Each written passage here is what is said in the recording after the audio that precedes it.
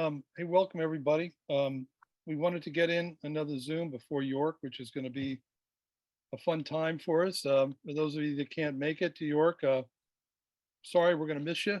For those that you can, plan on having a really good time. We're going to have a layout there that's approximately 50 foot long, and that changes about every other day. Sometimes it's 52 feet, sometimes it's 47 feet, but in that range.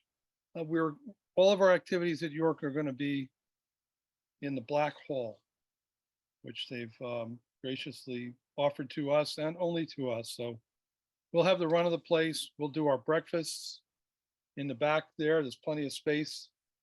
We'll probably load most of the show and tell stuff on the layout during the meeting. So please bring unique and beautiful things to display. I say last time we had like 12 tables full of stuff and it was fantastic. Some of it, the benefit of guys picking up their stuff from Stout, from Arno's auction, but please think about what you can throw in your car to bring and show off. I got a few things and I know of a bunch of others that are coming. It should be a hell of a lot of fun. So at any rate, the at York, David Cars will be delivering all of the SGMA tank cars. As you guys remember, there's 3 different variations, and I think everybody's, except for maybe one person, has paid their deposits. Wayne Strobel and I went up and with Dave and helped them put them together a few months ago, and had a really great time. And so I don't know about you guys, I'm very pleased with the way they came out. I think you'll really love it. It's a beautiful product. David's put a lot of his sweat, blood, and money into developing this thing, and it's a gorgeous car. We'll talk a little more later. It's not the end of the road. It's the end of the SGMA fundraiser, but it's not the end of Glen Cars. So one of the other things, I don't know whether it's Kirk on. Did you see Kirk Lindvig? No, I haven't seen him yet. Another piece of news as far as layouts is. I am on. Oh, cool. Do you want to talk? I am here. Briefly about the winter tour 2023? Sure. I think it was great success. We had a lot of participation, which I really appreciate. We set up in the middle of November. We came down in the middle of January. We were open Saturdays and Sundays and Wednesday nights, and we probably had somewhere between 5,000 to 8,000 guests. And I think it was a big plus. I think they definitely plan on having us back for next year. Will be a little different format. Next year they want to do what they call the 12 days of Yuletide. So we'll be open every day for 12 days in a row. I certainly appreciate help we can get. And we may be open 1 or 2 evenings during that 2-week period as well. So it's just that 2 weeks, right? And no early or late stuff, huh? That's correct. Well, we have an opportunity to set up fairly early, and we have plenty of time to take it down, but the actual show will be open only for 12 days. Okay. Are we in the same place? Same building. Okay, cool. So we know how to do that. Yeah, it was a lovely time, and I'm glad we're going back. It's going to be a good show. One of the other things we haven't really talked about too much is, do we want to look for other opportunities to display throughout the year between now, York, and winter tour? So I think Chris Bogus plans on taking us back to the Joe Mania show in New Jersey. That's just a 1-day show, but a lot of fun for everybody who shows up. That's like next February or March, right? That's right. I think it's February or March. Yeah, it just happened. Just a couple of weeks ago, I think. But yeah, that'll be fun. And so one of the things that maybe we don't get it covered here, but because we should start considering where else that we want to set up, and we have resources to set up. Encouraging members to build modules. There's a couple of folks that have actually done that or inherited modules, but the more folks that we have with modules, the more we can do as a group. We lean pretty heavily on Kirk because he owns a lot of modules, Kirk and Chris. But my objective is to have enough modules to put a reasonable layout together. If those guys can't make it, it's there are other activities that have gone on out in the Wisconsin, Detroit area, and up in upstate New York. So some of the other members of the group are putting layouts together, but it would be great to kind of expand the inventory of modules and then look at other places maybe that we want to display. So we'll keep you posted on that. But for the near term target is set up and have a blast at York. Just 3 days of a good time. So How does one get module specs? what's that? This is Carol Pettyjohn. How does one get module specs? Oh, they're online. Go Okay, to sgma.us. The spec is on that website, sgma.us. thank you. I'm new at this. Yeah, That's yeah, good. that'd be great. Yeah, either that or Carol, you can just bring your whole layout, Anybody that's ever been to Carol's place, it's one of the finest standard gauge layouts in creation. It's truly spectacular. And it's not something you're gonna move out of the upstairs of his barn. But, okay, I'd like to add that we're perfectly willing to help with things like wiring harnesses, that sort of thing too. Yeah, that's We correct. can provide at cost. You don't have to buy the tools to make them. That's a big deal if you've ever worked with that stuff. Getting all the right color wires and the connectors and all that stuff. Kirk and Chris have been offering that as a service. And as I understand, there's actually a little bit of a discount on the track if your intentions are to build modules for use in SGMA layouts, modular layouts. Yeah, any track that's used on a module that's actually shown gets a 25% discount. So that's a heck of a deal. So consider that. There's a couple of different designs for how to actually put it together. The only real specs are where the track's got to line up on both ends of the module. And that's pretty straightforward. So, and then what the wiring harness does. So, it also includes buses for accessories, and Kirk's hooked up a DC bus on there as well as an AC bus. So it's pretty cool. Very flexible. Jim, did you mention breakfast at York? And also, I don't know if Ed is on, but he had sent me a copy of the layout diagram and stuff he wanted to go over.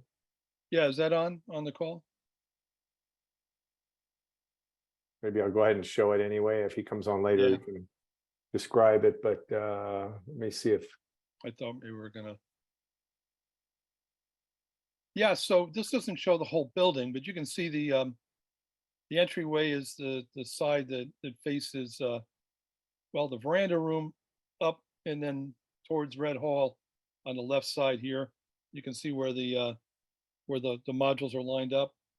It's like a 17 by 47 right now. I think we lost a couple of modules. It was going to be 51 foot long, but still pretty decent. Now on the right side, there's a big area there where we're going to set up for the breakfast. We're going to provide coffee and lots of donuts because we ran out of donuts last time, and I promised we'll get the right coffee and the right creamer and all that good stuff and do a better job of that.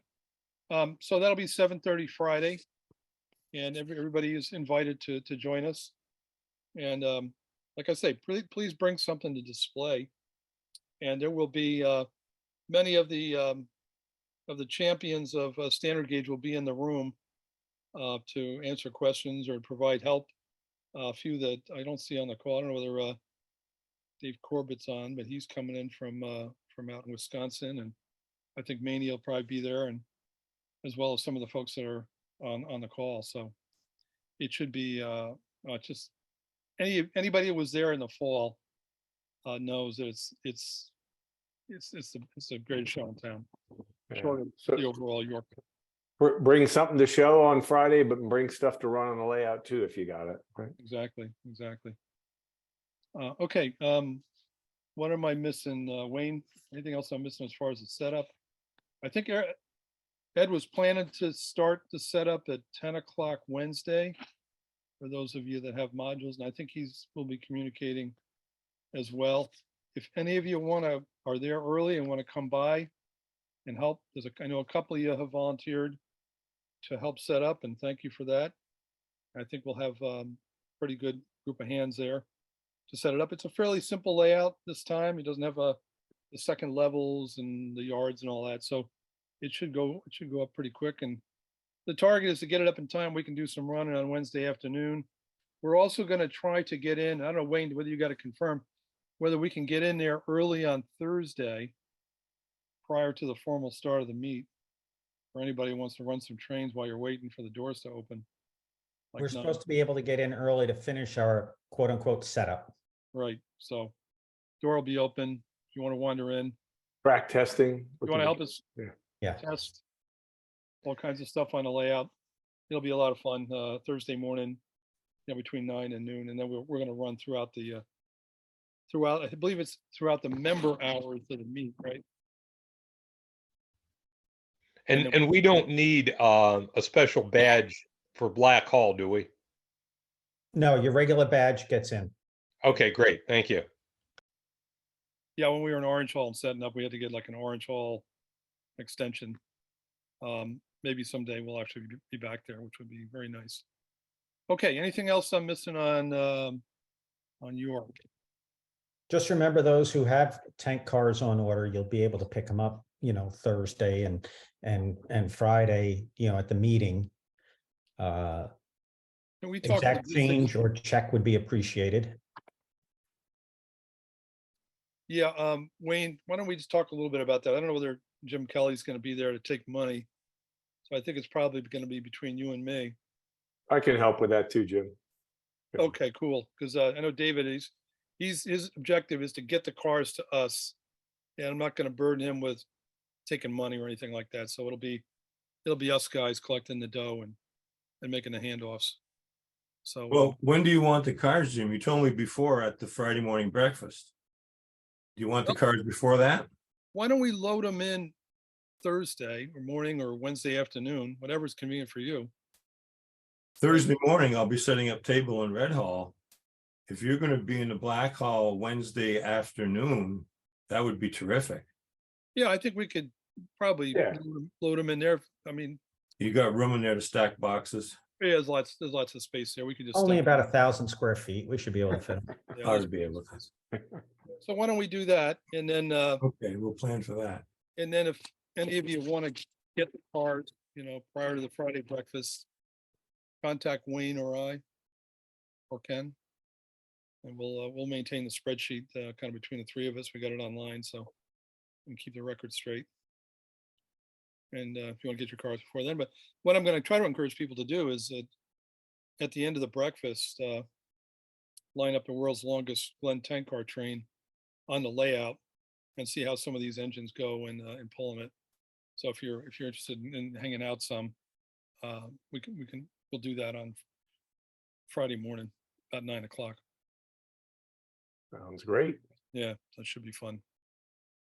Hey, David, I think you're next if we're done with the or club stuff to talk about the open house and the new cars.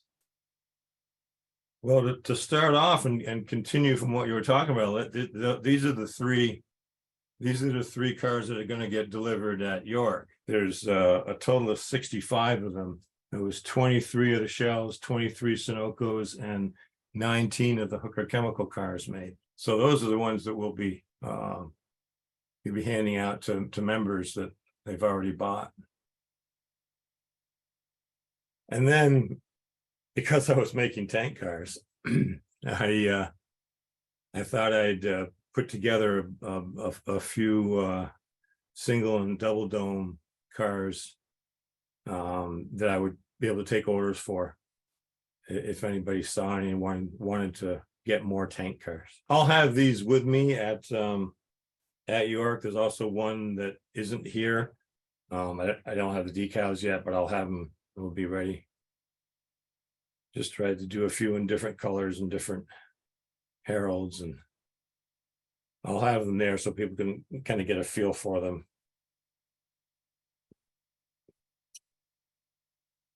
And then we're starting to make parts for a Glen box car, and then later this year a Glen hopper. So we're going to be making more of the Glen cars, so there'll be enough to run a new Glen type freight train eventually. You gonna talk price at York? I think I'm going to have to do these for 300. I wanted to do them for less, but the aluminum prices have gone up again, and he was very apologetic when I was talking to him today. The frame alone is $110 now, a piece. Wow. So, so it really adds up. The frame parts and so on. The truck frames are the other expensive parts. They're CNC. I don't know, my humble opinion, that's the buy of the year. These things are fantastic. It's the nicest standard gauge car I think ever made, as far as I'm concerned. You ever see one up? Well, yeah, hold it in your hand, you'll agree with me. Well, that's why I say I'll bring them and people can get a feel for them. Love that mobile gas. Nice job on the graphics. That worked out great. I Yeah. think that's gorgeous. You're gonna find. They're all great. It's fantastic. I think I'm gonna refinance the house before I get to you. That's Yeah. I don't know. There's going to be 12 of these. You don't have to get them all, you know. I love the Gulf car. I used to work for Gulf Oil. So No kidding. Yeah, and they're really There's- bright. It's really there's your bright first orange. order, Dave. It's kind of an older graphic, Yeah. back like 50s maybe. Yeah, that's what I like about Beautiful. Yeah, it's a great mix. You got things like I like the Celanese car. There's just a bunch of really cool ones in here. The other one, Baker's chocolate. There the it other is, one I'm Baker's making chocolate. that's not on here is the Union 76 gasoline car. That's a dark blue with the orange and white graphics. That's a pretty well-known one. It's you see it in O gauge and stuff a lot. Yeah. Very nice. So that's that. I'll have those. I'll take orders for them. Fantastic. Okay, so the other thing is that the TCA National is having their convention for some reason up in the boondocks up here in Burlington, Vermont this June. I'm not terribly sure why they come up here. This is definitely a train wasteland up here, but they have their reasons apparently. There must be somebody up here who sponsors it or something. They got a hold of me and asked me if I would do a layout tour. And I thought about it, and I got back in touch with them and apologized, but said I really didn't think that I was going to be up for that. A lot of people I don't know, a lot of people who aren't necessarily into standard gauge, but just come because it's on the schedule for a layout tour. And I just didn't think I'd be able to handle it. But what I thought I would do is, if any of you Sigma guys are coming to the convention, we can have an open house for Standard Gauge Module Association people. I don't know the schedule for the convention, so I'll leave it up to you all, any of you who might be coming to the convention, to figure out a day, or maybe 2 days. Maybe it doesn't have to be one. Maybe some people can come one day and some other people come another afternoon or something, to let me know what would be a good time for you to come out. If you're at the convention and staying in Burlington, I'm about a maybe 20-minute drive outside of Burlington. And come out and we'll run some trains and just have a train day. It's worth the trip just to go to David's place. I'm telling you, Wayne and I were there. We had such a good time. If you have a chance and you want to see standard gauge, it's a wonderful, wonderful layout. Yeah. And collection itself too on the walls. I mean, it's floor to ceiling walls around the whole building. Show the video that Wayne took.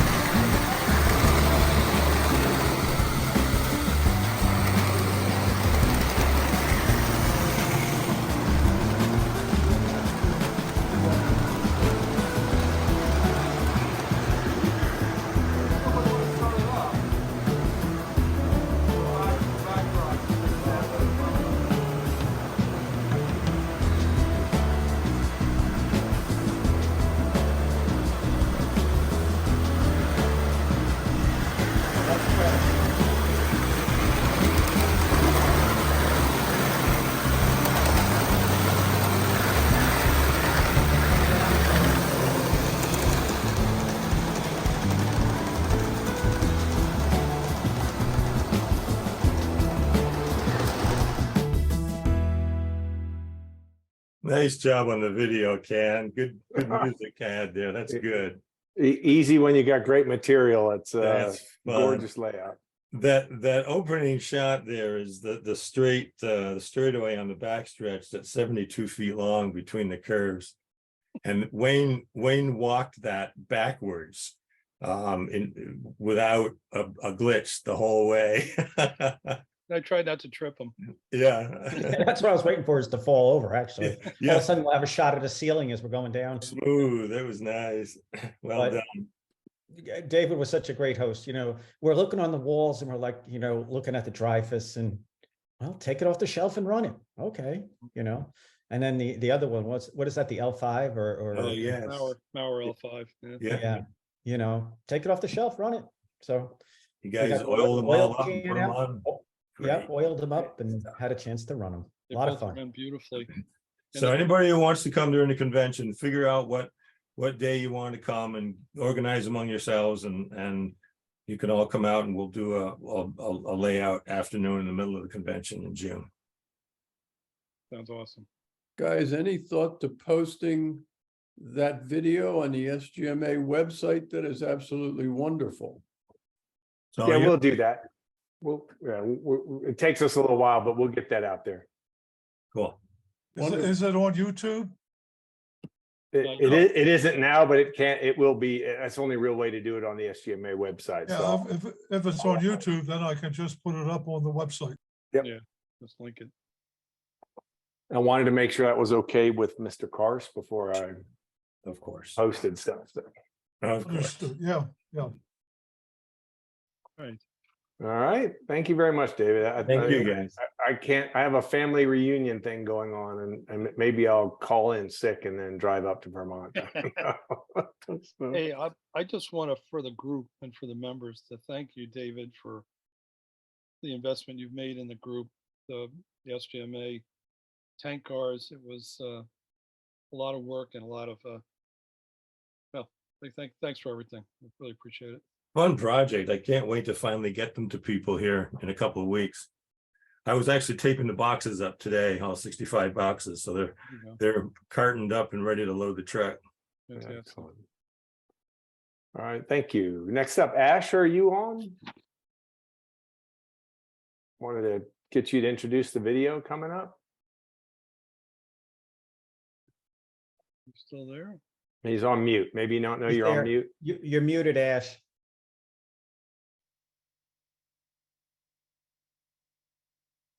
Still can't hear you.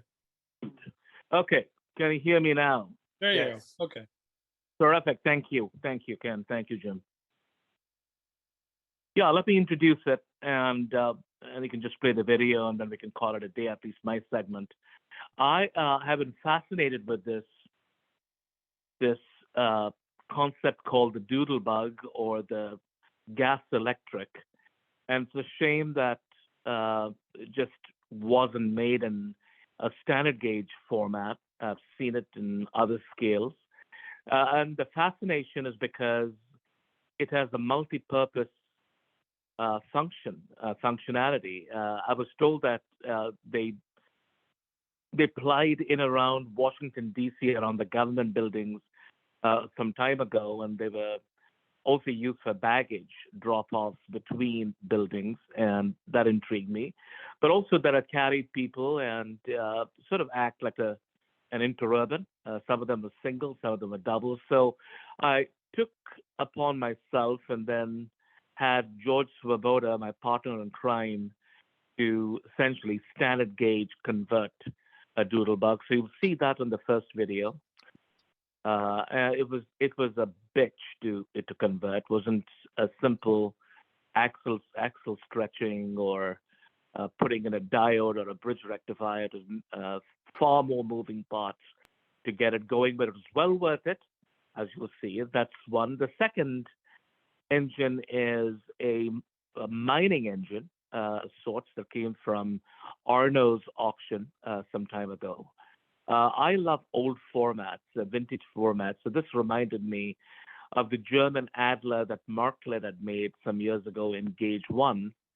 I have that set, and then I figured this would be the closest I would ever get to that kind of a format, a sort of a Baltimore, Ohio grasshopper format in standard gauge. It's a beautiful blue. It is artistically put together by Carl Niedlinger, who I think is an artist, is an artisan, and a sculptor, if you will, of trains. So that is also going to be displayed on track. And I believe simultaneously with that blue vintage mining engine from Arno's collection is another Arno's piece, which is a logging engine. It's tiny, and it goes around the track with some tiny logging cars as well. So Ken, you could go ahead. I'm done with the narrative. You can show the visual, and I'm done from my side. Thank you.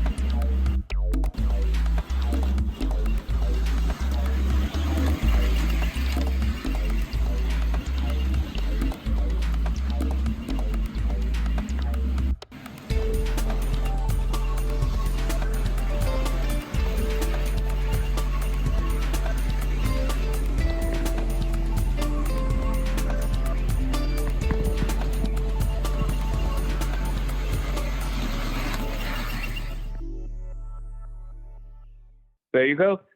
Thank you, Ken, for playing it. You're welcome. I love the lights in the doodle bug. That's amazing to see it run around in the dark. How long is the Bud car? It's a good close to 40. Yeah, so it's longer than a typical 33 engine that I have. So it's closer to a 40. I must admit I haven't measured it, but it's long. It's really long. Yeah, it does. It looks great. Yeah, it's the Aristo RDC car. Yeah. Converted to standard gauge. Jim, when are you going to start making them? I actually have an Aristo Bud car that I'm going to convert, and I'll bring it out to part later. But Max Champion and Bob Thone have both taken theirs, and they're converting them to that jet engine New York Central thing that has a plow nose on the front and 2 jet engines on the top. I got a model and I 3D printed them noses and a set of engines. So they're working on that. And I printed a set for myself too. That may be what happens to my Bud car as well. Will the jet engine be as fast as your Zephyr? I'll have to see. Yeah, maybe I can do. Yes, sorry. Jim brings up a good point. I met several people who wanted to do that conversion in the past of a doodle bug. So well, there's something about being a pioneer. There you go, Jim Waterman. I'd love to see your version. Thanks, Ashkin. Always appreciate seeing interesting trains you have. Wayne, I think next up, we just wanted to see if you had any update on the shelves. I think you're hoping not to have to haul them all back and maybe have some people pick some up in York.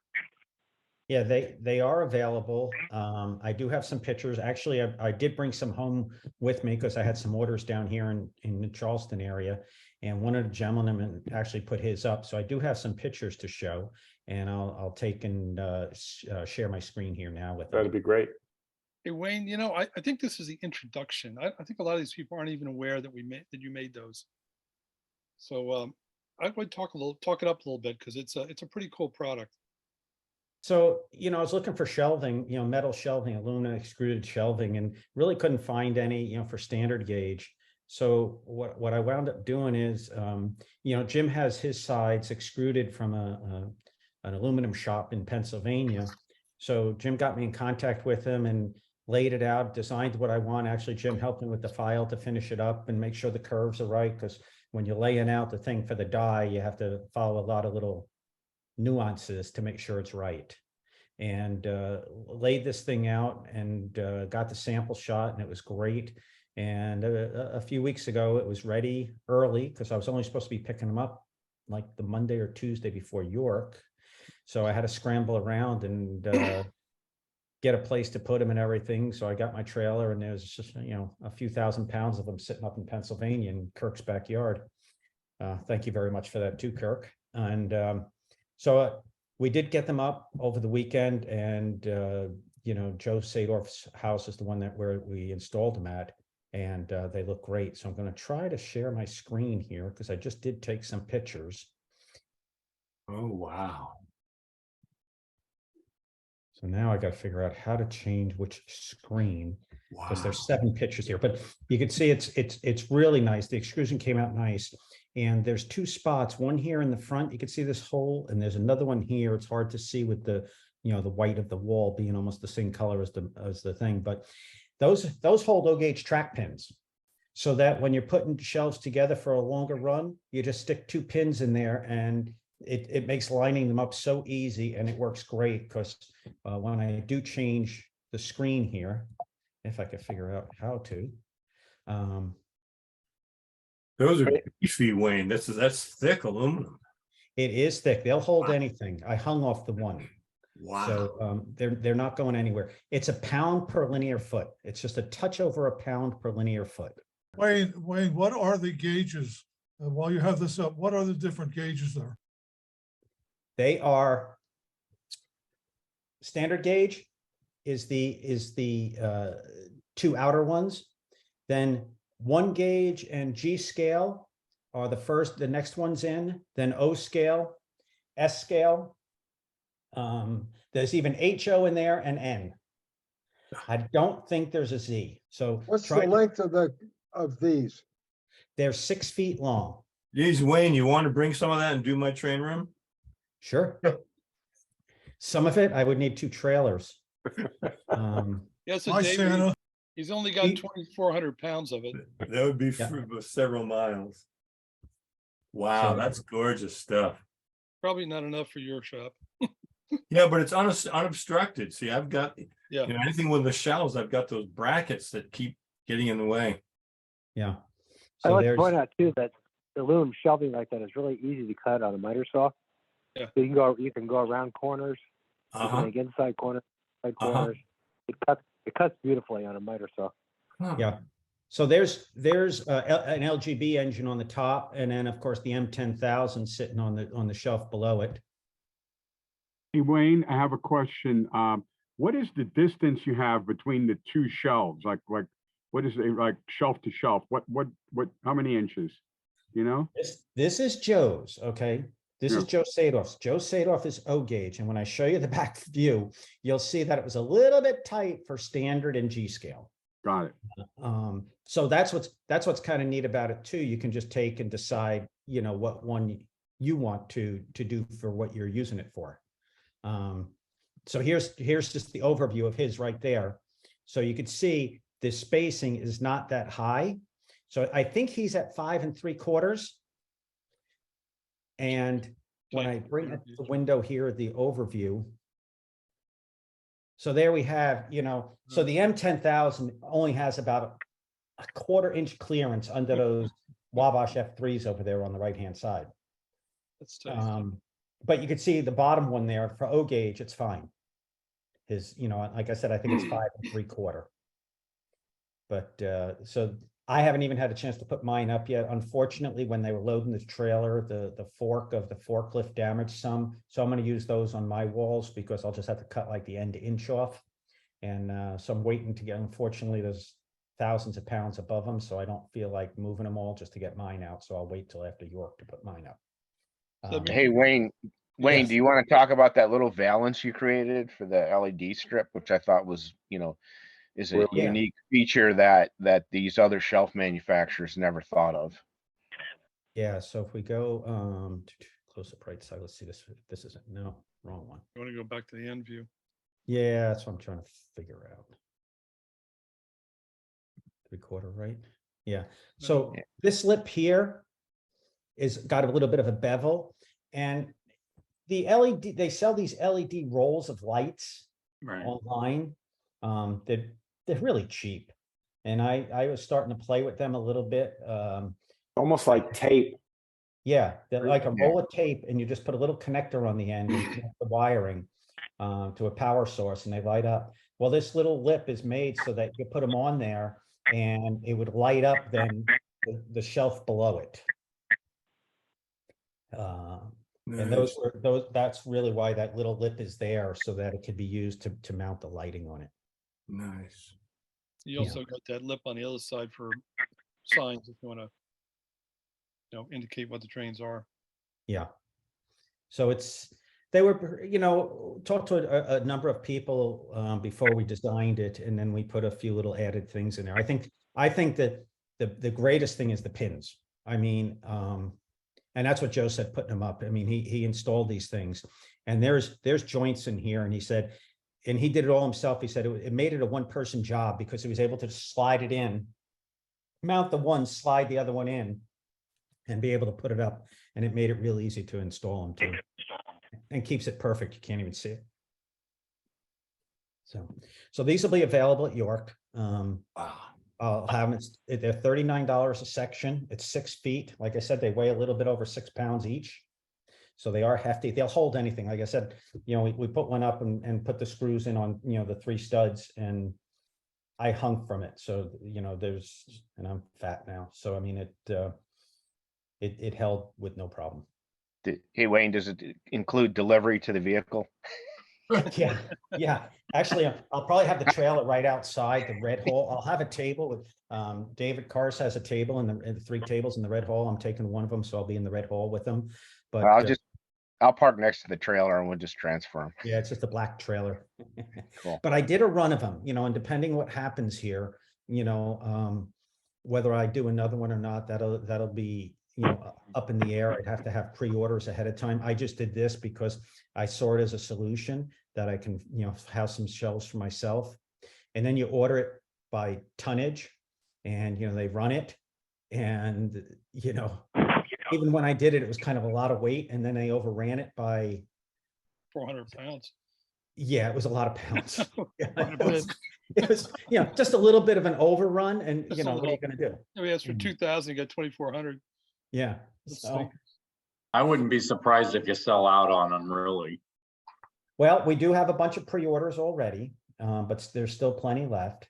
And again, you know, depending on what happens at York, and if there's enough interest, you know, to ship them would really be hard because they are 6 pounds each, and they probably have to be put in a tube.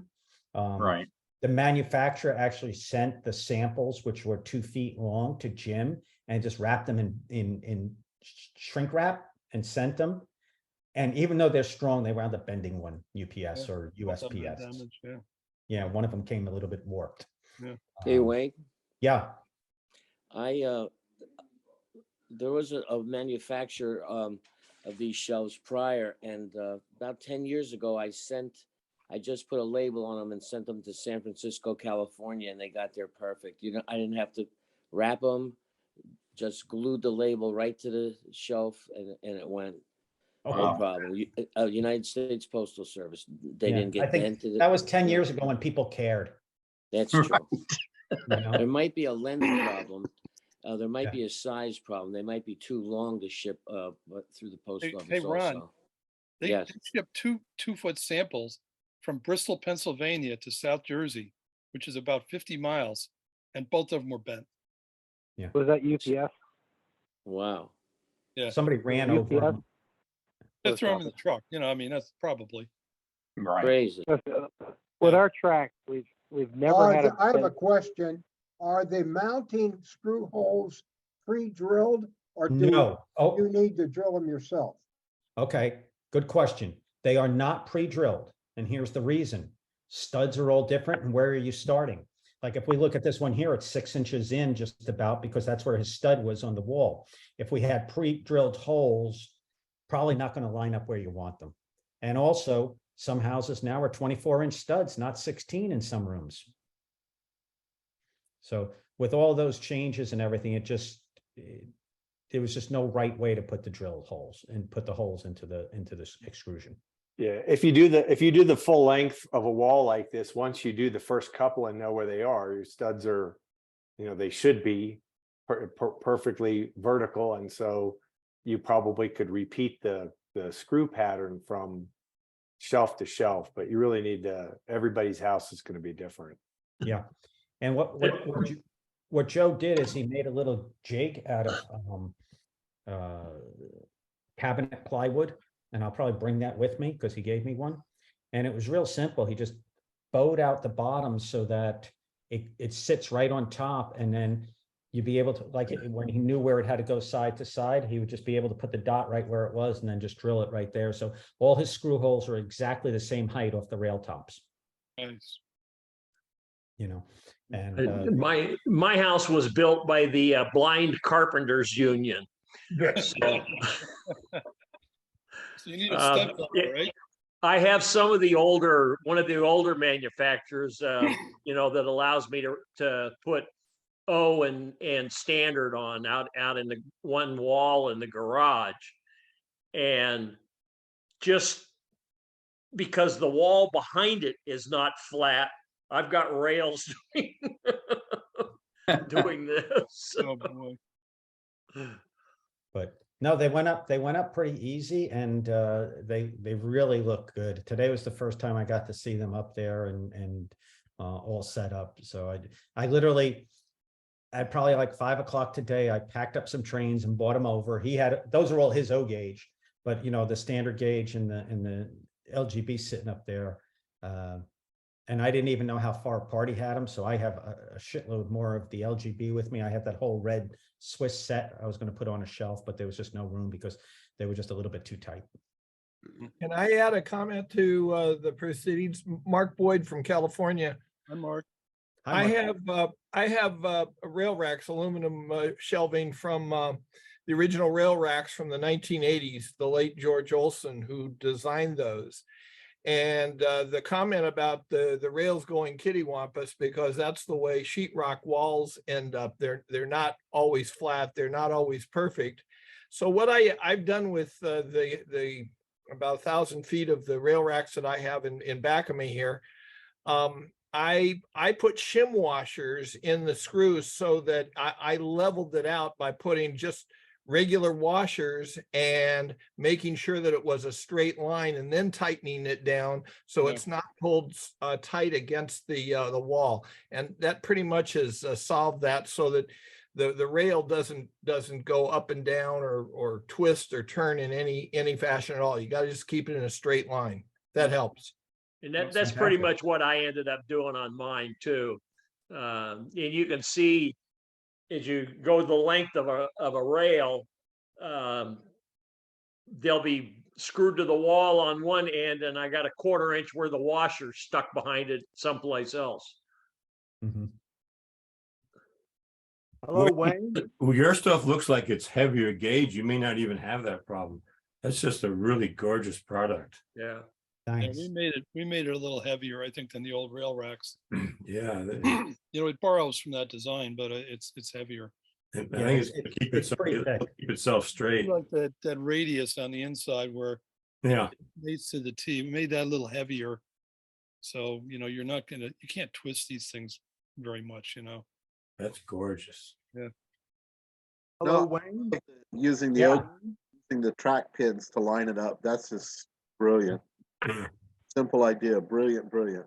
And as far as Steve being warped, he's warped anyway, so it's okay for his show. It matches my personality. Okay.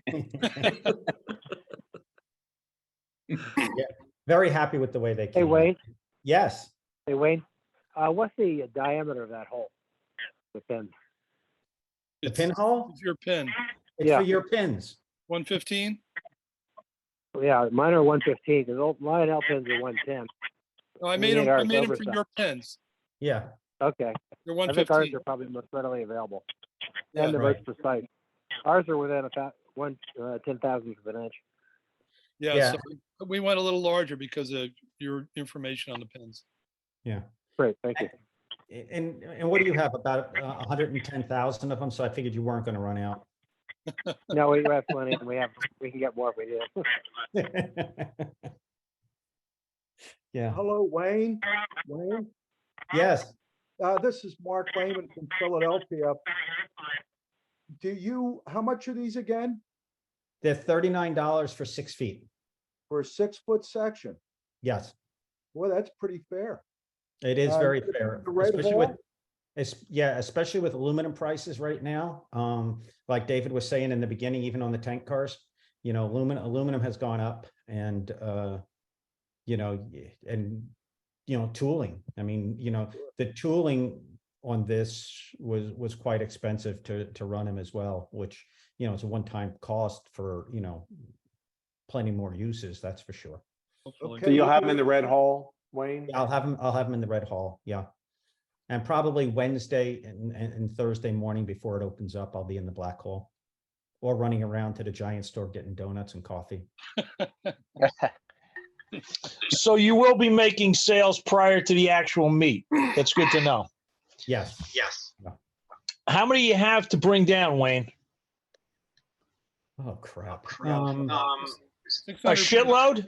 Yeah. Yeah. Okay. It's like 600 pieces. Oh, okay. So okay, good. All right. Yeah. And about 170 or something like that are gone already.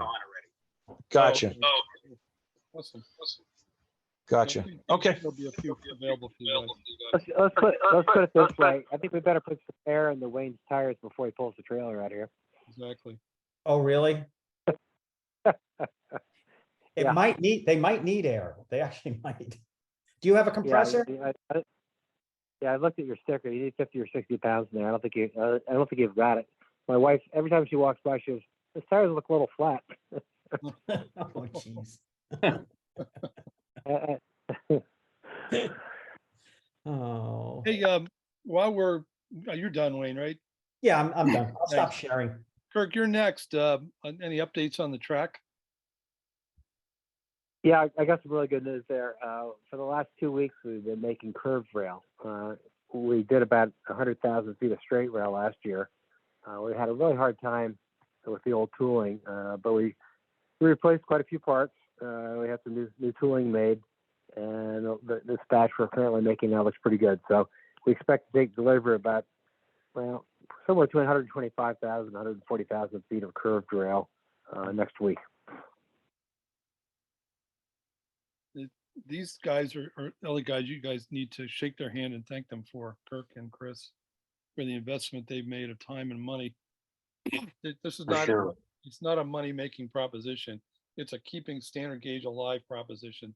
And these guys are making track with the hopes that someday they'll break even. So, you're getting a premium track at an unbeatable price, and a bunch of varieties, large curves that nobody else has ever made. So when you see these guys, shake their hands and tell them thank you for keeping standard gauge alive and running. And not only that, too, the quality of the track is amazing. Yeah, we're really happy that. Also, I should mention we're also getting 40,000 ties next week. That's the balance of 100,000 tie order we placed last year. It finally came in. So Crazy. All right. All right, thanks, Kirk. Anything else, Kirk? Yeah. Not really, mate, except that we took two of our old crossover modules we hadn't used for a few years. They were crossovers that went between the 72 track and the 42 track. And since we've pretty much decided we don't want to do any crossing overs of the loops, we converted those into switch modules that allow staging tracks from the 72 to a 57 alignment and from the 42 to a 27 alignment on the tables. So there'll be 5 tracks, 3 through tracks and 2 staging tracks. And each one of those staging tracks is divided right down the middle of the 2 pieces. So we'll have the potential for staging 4 trains at a time on those 8 modules along the back of the layout. All the switches are powered. All the leads leading to the staging tracks have pilot lights, so you'll know when the power's on. So it's pretty sweet arrangement. Beautiful. Hey, thanks guys for doing that. It's going to make operation really sweet for, at least for the inner 2 loops. Anybody that's on the 87 is going to have to still carry over, but it's nice when you can get your train set up before the other guy's time is over. Right. So that when your time starts, you can just start running. It's great. Yeah, they'll keep the downtime to an absolute minimum. I think we had an agreement that we didn't want to have any switches on the 87, so we've removed the ones we had, just to make sure that everything can run out there. Yep. And then we'll do all our fancy stuff on the 72 and 42s. There you go. Fantastic. Thanks, man. Thanks, you guys. You bet. Excellent. Our pleasure. Thanks. So up next, Art, we're going to give us an overview of the restoration project you've done. You want to share your screen? Are you going to use your camera? Come on, there we go. We up and running there? Yep. Perfect. Yeah, looks great. Okay, these are 2 cars I got probably 15 years ago, I guess, at York. And they were in not great condition. One is a manufacturing car, so it's an earlier car. That one had one original railing left on it. And the other end of it, the platform, railing, everything was totally gone off it. The other car had been restored, but the railing material that was used on it was probably coat hanger and no chains at all. So it was pretty straightforward restoration project, but the issue was the chain. You can't get chain anymore for them. So my daughter lives in Allentown, and literally she was just a couple blocks down the street from the Tin Toy Works. So I thought this guy will probably have tons of chain. My son-in-law knew him. So I brought the car in there and showed him the chain, and he looked at it and said, "You're going to have to make it yourself." So I stared at the project for about 10 years, and during COVID, I said, well, I probably should get these things finished because they're not going to restore themselves. So it took me about 4 days to try and build a jig to try and make the wire. And I ended up using 2 nails, and my wife, fortunately, did stained glass work and had the fine brass wire that I needed. So I stole that from her, and the chain turned out pretty well. So, it was pretty straightforward restoration, but the chain was the issue. And I did find at Allentown show a platform, oddly enough, in somebody's junk box. So that's a find. Soldered it all together. The only thing I wished I had different was the clear story material is not long enough. This stuff that you see here came from MTH. They sent me a couple of years ago. I got a sheet of it, but it was not really long enough. I had to do a little piece on the end. So you can't seem to get good material there. The last time I saw the chain available was all the way back in my little 1969 Weigel's Treasure House red velvet parts catalog. And that was the last time I ever saw the chain available. So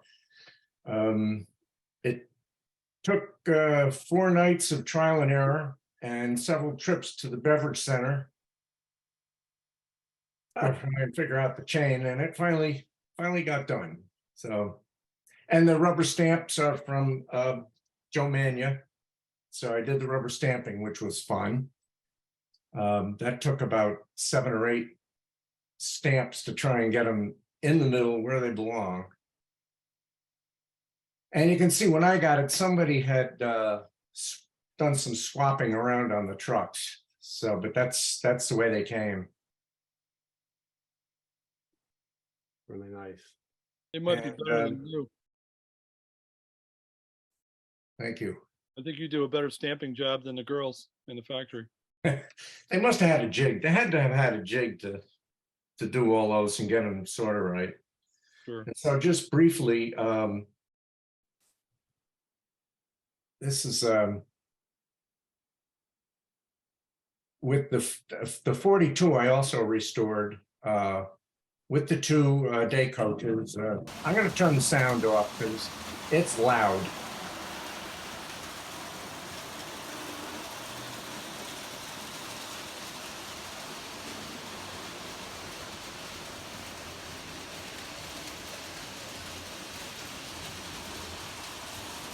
Rather hear the sound. Really? Yeah. Let's hear that clickety clack. It's part of the deal, standard gauge. All that rattling around. Nice job, Art. They look great. Beautiful layout too. Nicely done. Hey, Art. Yeah. I love the backdrop. That is incredible. Really cool. Fits perfectly with the template accessories.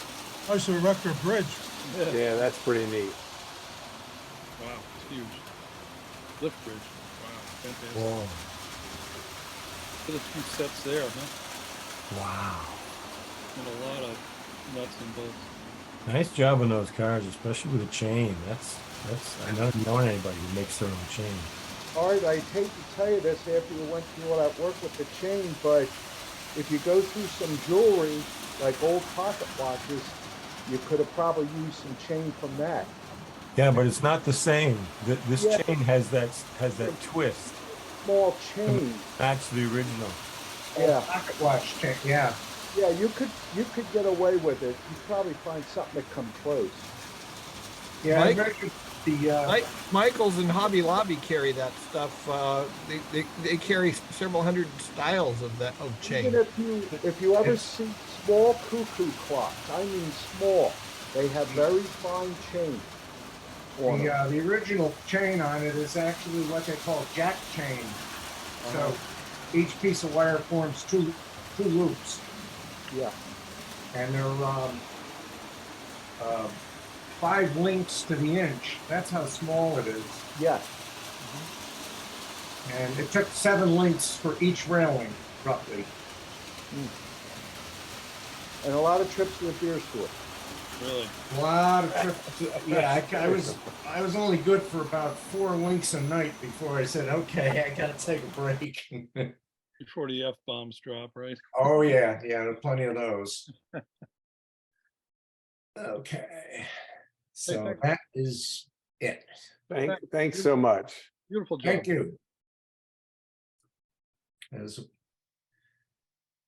right, I guess I'm up. Let's see here.